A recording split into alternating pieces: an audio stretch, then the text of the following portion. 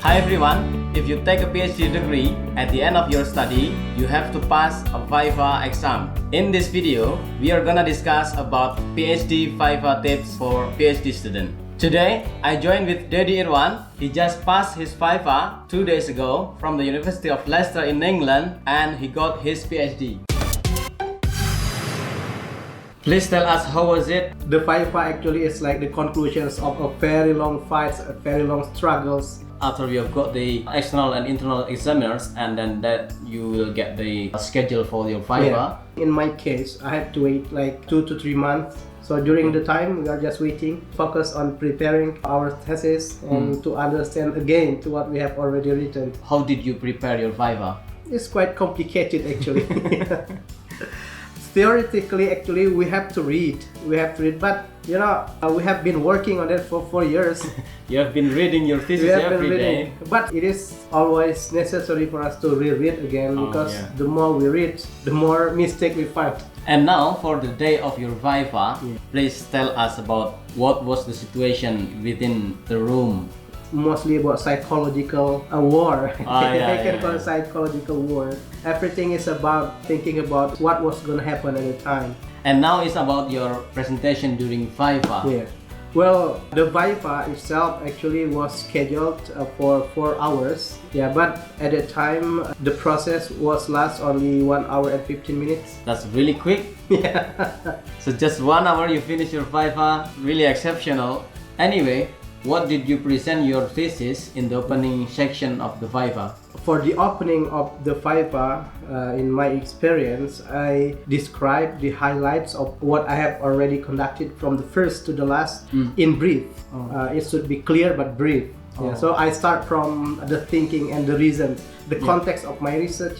I give the highlights of the underpinning theories, the underpinning thinking about the theory that I developed in order to address the problems in my research, and also the highlights of my research methodology, the findings and the discussions. I try to describe in brief about all the process from the beginning of the process of research until the finding. And now probably the most important part of the Viva is about the question and answer section. What's the typical question during the Viva?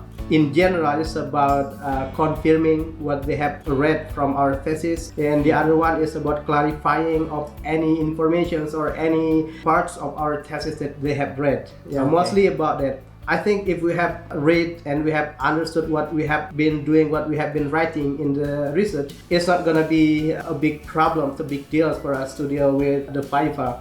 Because it is all about what we have written, what we have discussed so far with colleges or with supervisors. So it's just like repeating what we have done here. How did you respond to the questions? As I did in the opening, actually, I think because they have already prepared the question, I believe that they have already got the pictures of answer that they will get.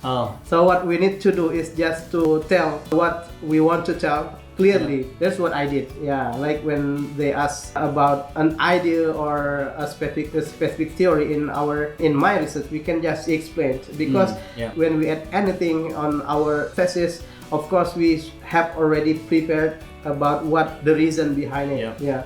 The next one, I'd like to know, what was the hardest part of your Viva? The hardest part is about how to write your thoughts. Sometimes we can think about many answers about the ideas or the concept well in our thoughts, but when we put it into writing, the readers of our writings will have different point of view.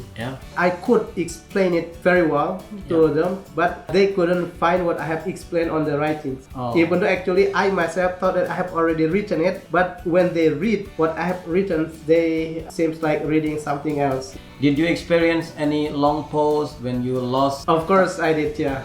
The problem is about finding out how to express things in our mind so that people can understand it. So sometimes I got pause in order to find out how to express it.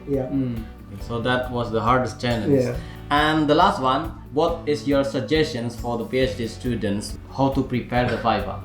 So what we need to do is only, for me, read and relax. Read and relax. So we reread our thesis in order to refresh, remember again, to recall again, to understand again about the underpinning reason, the underpinning theories behind every step that I take. And after that, what we need to do just to get relaxed. Relax, just relax. Just relax.